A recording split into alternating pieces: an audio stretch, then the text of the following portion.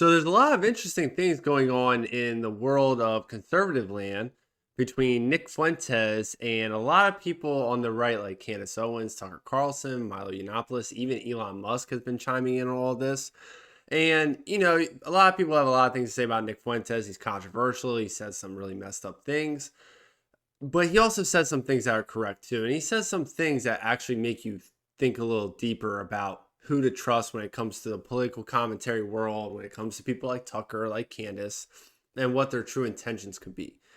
And I always find it strange when there's a bunch of people coming after one person at a time to try to cancel them or get them taken off the internet in any sort of fashion. It always seems really planned, and it's always really strange, regardless if it's left or the right. When everyone comes after one person, it's weird. So I'm going to dive into all this stuff. Make sure you like, subscribe, comment what you think about this whole situation down below, and we'll get started. So basically, the beginning, this is basically Nick Fuentes' like 7-minute rant on everything that's going on. I sped it up a little bit. I'm going to pause it a few times to kind of talk about it a little bit, but I'm just going to jump right into this.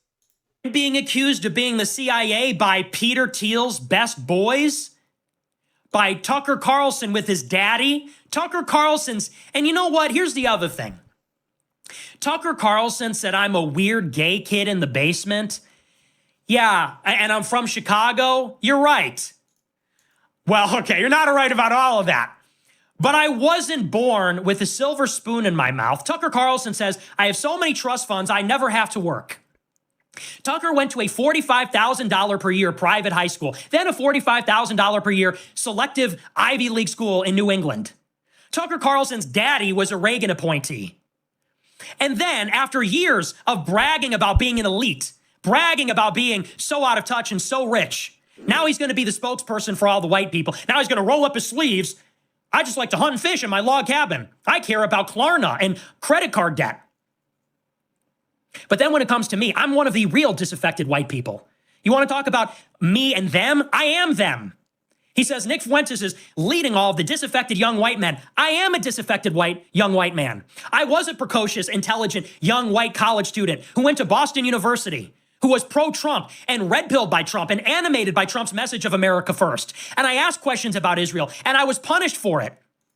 I think it's been really crazy, too. It's like pretty much, from my understanding, everything I see online, a big part of Nick Fuentes not getting a big start at first is because of his questioning of Israel. That's why Daily Wire didn't want to take him in. That's why these other networks were hesitant on him, because he's basically like, why are we supporting Israel? And I think that's a big thing a lot of people are thinking now is like, we have a government that is obsessed with Israel. Like they're the one, when Trump cut off all money towards other countries, Israel was the exception. I think Egypt might have been too. But Israel is the big exception. It's always, let's do this with Israel. Our congressmen go over there, left and right. We have, I think right now, a bunch of political commentators on the conservative side are going over there for whatever reason. It's a very strange obsession. And these are all the same people that are supposed to be like America first, but yet it seems like it's really Israel first a lot of times. Now, I'm not pro-Israel. I'm not pro, Hamas or anything. I'm not like, I do think what Netanyahu is doing is going way too far when it comes to all the bombing he's doing. I think he's just a warmonger. At the same time, I think there's a lot of shady stuff going on with Hamas that we probably don't truly know the full details about, because who knows where because there's been stories about how they're hiding all their stuff in like schools and hospitals, but I don't think any of that's really 100% confirmed. And it's shady too, because Israel doesn't allow like any journalists into like any of those areas. And so we don't really know the full story, but I will say, I think it's weird, just like Nick, that how much our country has always been obsessed with Israel. It's very strange. And it's really strange too, how like people like Tucker and like Candace all of a sudden just started flipping like a year ago. All of a sudden they started seeing like, I get there's this like with social media, it probably helps. And then Israel been doing what they've been doing to Gaza the past 2 years probably helps too. But it's, someone like Nick, who's basically been canceled off the internet, who has been speaking out this for years, and now all of them have similar views to him, but they're still going to talk bad about him when it comes to this stuff, is very strange. I did it years before Tucker Carlson started talking about Israel last year. And I sacrificed, and I was targeted by the ADL, by the SPLC, by the federal government, by the conservative movement that both Candace and Tucker were a part of. Candace and Tucker had nothing to say about Israel until it became unavoidable last year. Not popular, but unavoidable. And now they want to gatekeep me out and do this personality attack and say I'm a bitter loser in my basement from Chicago. I'm a kid from Chicago. And they slipped up there because they forgot for 1 second that they're pretending to be the spokesperson for exactly that kind of person. Tucker's mask slipped, and he forgot for a minute that for 8 years he's been pretending to care about the plight of weird kids in their parents' basement who are broke and didn't go to an Ivy League school, living in cities that don't matter like Chicago, not like Washington, D.C. or L.A. or New York. And that's why he had such disdain and contempt for me in that moment. Between the personality attacks, he's lonely, he's weird, he lives in a basement. I'm sorry, did you guys forget that that's your target audience that you're trying to pander to? Did you forget that for 2 seconds? And I'm the inauthentic person? I am that person. I am a spokesman for the disaffected white man because I am one, and you two are not. Candace Owens got married to British royalty worth $200 million after meeting him for 2 weeks on Zoom. What the fuck is even that about? You gotta love his enthusiasm. Like, say what you want about this dude, but he is funny. So I didn't know this, so I knew Candace was married to like a British guy. But yeah, he is worth $180 million. And what's strange too is like he said, oh, they met for like 2 weeks. That's true. That's I just saw it right here. He proposed to her after like 3 weeks or something. Like, it was very fast. Dinner date right here. 3 weeks of dating, George proposed. So I guess it was just true love at first sight. I guess she, saw how much money he had. I don't know. And what's very strange too is, so if anybody knows Candace Owens, she's been doing this lawsuit against. She's got sued by the leader of France, Emmanuel Macron, because Candace keeps talking about how his wife is a man, which I don't know, maybe. She's kind of manly looking. I think it's weird how Candace has put like all of her time and effort into this one thing, but she can do what she wants to do, I guess, with her channel. But she's basically talking about this lawsuit here and how she can't afford it. So she needs people to like buy these shirts. And this lawsuit, we got an estimate this weekend from a legal team. It is going to cost us millions. So then she starts like actually sell some t-shirts. I just picture people wearing this like at the. So these t-shirts, what, like $30 each? So she wants people to buy this stuff so she can raise money for her lawsuit, even though her husband's worth $180 million. That's crazy. So that's basically what Nick is saying right here. Like, there's people like Candace and like Tucker who try to act like they're a part of like the lower middle class of the everyday American when they're truly not. And I know someone's going to be like, well, Trump does that too. I think the difference is Trump, at least as a businessman, has been around the everyday people as businesses, as construction sites for his hotels. I think he's better at communicating with the everyday people. Obviously, he's had an easy life too. He stabs a millionaire. He has billions of dollars. He has it pretty easy too. But I think he's a lot better at connecting. Whereas people like Candace and Tucker, they're like hit or miss. Like sometimes they connect, like actually they want to connect, and other times they're just like, oh yeah, I got this. Like, it's very strange. Especially because like at least Trump has built businesses and provide thousands of jobs. They just like talk and they're like millionaires, and then they act like they work hard. Like this, what I'm doing right now, where I'm making this video, it might be time consuming, but it's easy. This whole thing is easy. So for people like them to like act like stuff's hard is just very strange. I'll never understand that. And Tucker Carlson's dad ran the CIA's propaganda empire fighting the Soviet Union. He went and fought with the Contras when he was in college. When I was in college, I was doing a webcam show in my friend's dorm room criticizing Israel. There you go. So who's the CIA cutout? Who's the inauthentic one? Who's the crazy, hateful one? I would never describe a well-meaning young white person who's trying to get ahead as a weird kid in his basement from Chicago. And what is that supposed to mean? What is wrong with being from Chicago? What is wrong with being weird? What is wrong with living in your basement? That's a lot of people because of the problems you claim to care about. Tucker's at Turning Point USA extolling the predatory nature of usury and how it's preventing young white men from getting homes. And then the week after says, you're in your mom's basement. So which is it?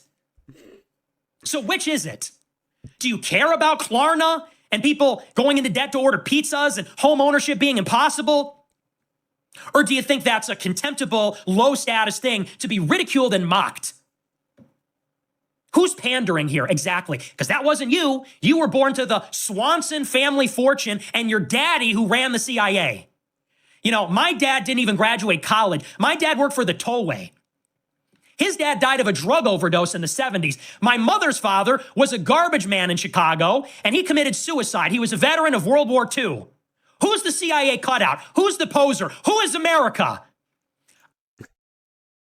You gotta love his rants. Like the way he does it is just like perfect. Like the way he's just going straight after Tucker.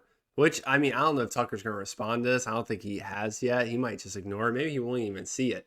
But you know, the whole thing with the CIA is having the CIA. I think Tucker I have a video. Tucker says like, oh, I just found out recently. But then there's all these videos in the past where he's like talking about working with his dad and they're traveling to all these different countries all throughout the world, but he didn't know his dad was in the CIA. Why else would you be traveling to all these countries? There's very few jobs where you would have to travel to countries and work with their governments. I am America. Chicago is America. That's an American story. I didn't go to Yale Law School and suck Peter Thiel's dick and then get a sinecure at a venture capital firm advising Rebecca Mercer and writing Hillbilly Elegy and talking about it at the Aspen Institute. That's your biographical credibility? How many of these disaffected white people that love Trump because he's racist went to Yale Law School and got plucked out by Peter Thiel, whoever he even is? Peter Thiel with his fixation with the Antichrist, this homosexual who's involved with the CIA, who wants to live forever and govern the world with AI. Yeah, that's really relatable. Do another show with him and Curtis Yarvin. Do another show. Do the 47th show with JD Vance. It is insulting, and it is insulting to everybody's intelligence for Tucker to sit there and say he doesn't know his dad is in the CIA, for him to say that I'm in the CIA. What a joke. What a sick joke. Especially after everything that's happened to me. And unlike what Candace Owens says, she says, what happened to him when he was 18? What happened to me is ongoing. Okay? Unlike Candace Owens and Tucker, I never got a contract with Ben Shapiro and Rupert Murdoch. I was on Maker Support. I was on Patreon. I was on D Live. I had to fight for everything I have. I didn't get $1 million contract from Turning Point. I didn't get $20 million from Fox News. My daddy didn't get me a job in Arkansas. That's the end of the rant. He makes a lot of good points in this whole thing, and it's just like who do you trust at this point? He talks about how Tucker's been attacking him, Candace's been attacking him, and the whole thing with him being a Fed really doesn't make sense. I'm gonna get more details about it, but if you think about what Nick has gone through, he's been banned off pretty much every social media app besides Rumble. He is allowed on X, but he can't have a check mark. Elon won't let him, and I think he was only allowed on X like last year. He's allowed on Rumble, YouTube, Facebook, Instagram. I think all this stuff he's banned. He's banned from PayPal, from certain airlines, like from Stripe and all these other money services, certain banks. Like, it's crazy. I think if someone was a Fed, they wouldn't be banned from all those, logically speaking. So he put out this tweet yesterday. He says, at the peak of my popularity, all of a sudden there's a coordinated smear campaign by the biggest conservatives who wouldn't give me the time of day a few months ago. This is what happens when you start naming names, talking about the Jews, not neocons, the Jews.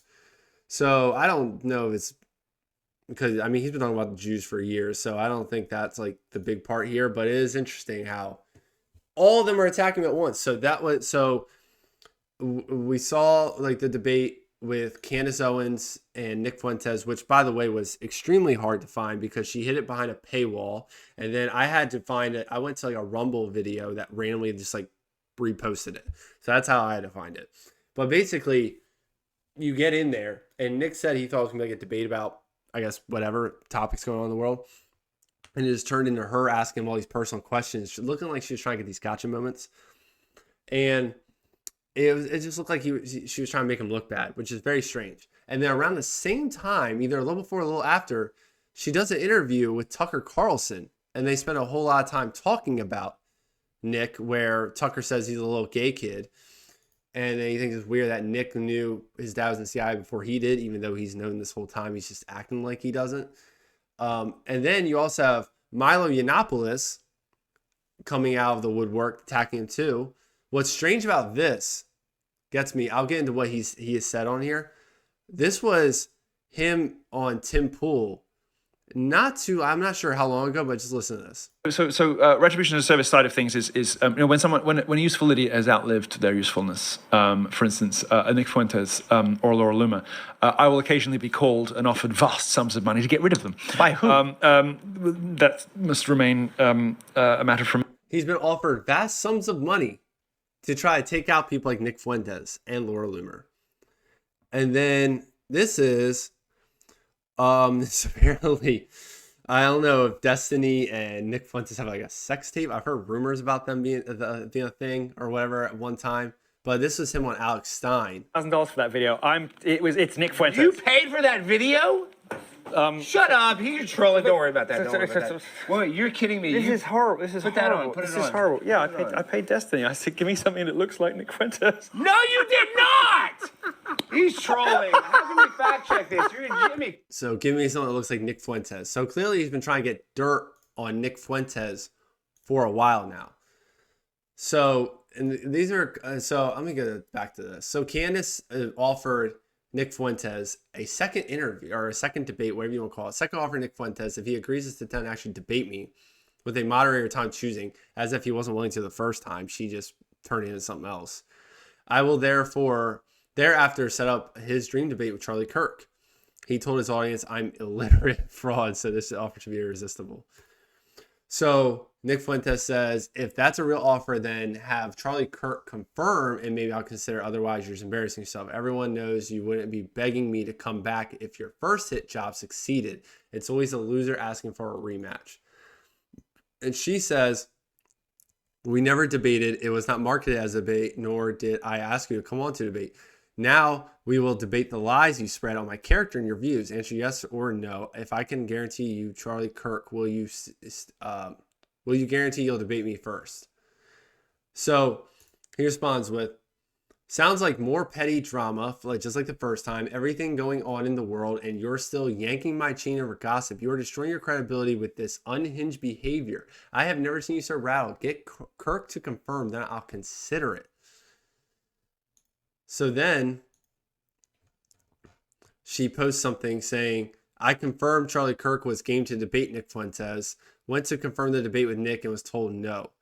His reason, because I'm a bitch. I'm embarrassed that grown adult men truly fell for this middle school drama act. Nick is a pathological liar who created this mythology of the most canceled man alive. I mean, he pretty much is the most canceled man alive. So this is messages between them. This is her message saying, what's up, Dan? Tell me you're now not keen on the Charlie interview, which I never saw anything about Charlie confirming himself like on social media. So I don't know if he ever actually confirmed. This was your dream interview. I immediately got on the phone with your PR team. Why don't you want to do this now? This feels like such a slam dunk offer. You told people I can't read. I'm stupid. I'm offering to let you bring your own moderator, pick your own date and time. And he said, you flew me out in June to confront me about drama between us last year. Then after you said you never want to talk to me again, now you're begging me for a debate. And then she puts this long rant about how he's just saying nice mean things. And then he responds basically the same thing. And then after his response, she goes, hold on, going live. I'll reply later. Okay. Strange. So then she eventually had Milo on her podcast a few days later. So this is where all the timing is weird. Nick debates Candace. Candace goes on Tucker. Milo goes on Candace. All of a sudden, all three attack. Weird. So Nick called her out for not confronting him. So she confronted Nick about things he said. She didn't confront Milo about constantly saying how her husband is gay. Like multiple tweets about how her husband's gay. Random attacks. She didn't confront him about that. She laughed it up with him. Now, this is where Milo's attacks come in. And this is where Elon Musk comes into play, too. I'm surprised. I don't know why Elon Musk joined in on this. I guess he's not a fan of Nick Fuentes. So Milo says, remember when Nick had his money frozen by DOJ? Ask him how he got them to unfreeze it. Answer, informing. Then ask when it was unfrozen. Ask for proof. He was lying to fans every day, taking cash off teens, claiming his account was frozen. 6 months later, he got it back. So Elon comments, doesn't make sense that the FBI leaves Fuentes alone unless he is an asset of some kind. And then I don't think he replied on this one. Yeah, Nick didn't reply on this one. But he did reply. So then another attack from Milo. No charges because Nick was one of the 30 or so confidential informants working for the FBI on January 6th to entrap Trump voters. His victims were tortured for years in jail. At least 5 are dead. And this shows Nick Fuentes speaking on the megaphone. And Elon Musk goes, Nick Fuentes comments with his testimony because he had to go testify in front of Congress. He said, I was on Bill Barr's Emmy list in 2021, according to Project Veritas. So Bill Barr is the former attorney general. I was subpoenaed in January 2022 by the House Select Committee and testified under oath that I was never involved with federal law enforcement. So he testified he was never involved. So that's why he has no charges. Makes sense, right? I mean, unless he lies under oath, which maybe, I don't know. And then this is where it gets weird. So Milo is accusing Nick of being an informant. This is a text between him and Milo 4 years ago where Milo says, I was given a friendly warning. This is a day before January 6th. He's warning Nick not to stay out too late, not to do all these things. He was given a friendly warning. Kind of weird, huh? Where is it getting a friendly warning from that it was going to be so bad? Weird. This is just text where they're basically saying he's recognizable, he shouldn't stay out. He got those from Milo. Weird. So he got attacked by Milo, Candace, Elon Musk, Tucker, all within like a week. Weird, isn't it? Weird timing. Right when he started to seem like he's getting kind of big again. Like he's been on my feed a lot more on X. He's Rumble. He's grown a lot lately. Very strange timing that all of them would come together and attack. Like I said, you don't have to agree with everything Nick Fuentes says. He says some wild stuff. But at the end of the day, when you have a bunch of people coming together to cancel one person, it's got to be coordinated. It's weird. It is very strange. And then this is a little compilation of Tucker Carlson. And he's attacking my dad as a CIA, his dad's in the CIA or whatever. And I'm like, well, that's untrue. Then my father dies, and I learn, actually, was involved in that world. I was completely shocked by it. So no one has to believe me, but that's just a fact. Right. This was in March of this year. And so when I applied to CIA, and I've taken a lot of crap, including from Putin, like, oh, you're from a CIA family. Well, yeah, obviously my father worked in conjunction with CIA. I mean, that's what that is. And I tried to join the CIA. He had a bunch of them. He ran the Voice of America for a long time, maybe 5 or 6 years. He was an ambassador in Africa. And then he ran something called the Corporation for Public Broadcasting. I mean, the guy who took out Mossadegh lived on my street. One of the Roosevelt CIA officer. So, I mean, again, I grew up around this stuff, but that's why it's not happening. But they seem to be doing so many other things. I mean, I applied to CIA. My dad worked with CIA. I was never against CIA. I thought only like dumb liberals were against CIA, and traitors or whatever. So my views on CIA have evolved based on things that I have seen and personally experienced. You took a pretty well publicized trip with your father. Was it about 1.5 years ago? How long has it been? Since we were in Pakistan.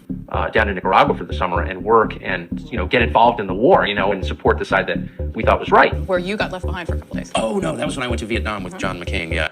You're going to all these different countries. You don't question why. You're literally working like in Nicaragua, fighting with the war, dealing with the war, whatever you said it was. Who goes to Nicaragua? And you go to Vietnam, Pakistan, Israel, and you don't know your dad works for the CIA or the government in any way, shape, or form? Yeah, come on now. That's it for the video. Let me know what you guys think about this whole Nick Fuentes situation and him being attacked. Like I said, you're not going to agree with everything someone says, but the whole coordination behind it is very strange. and it makes them all look pretty bad that they're trying to like do this to one person. Like why do they see him as a threat so much? You know? Thank you guys for watching. Make sure you comment down below, like the video, subscribe. I'll catch you next time.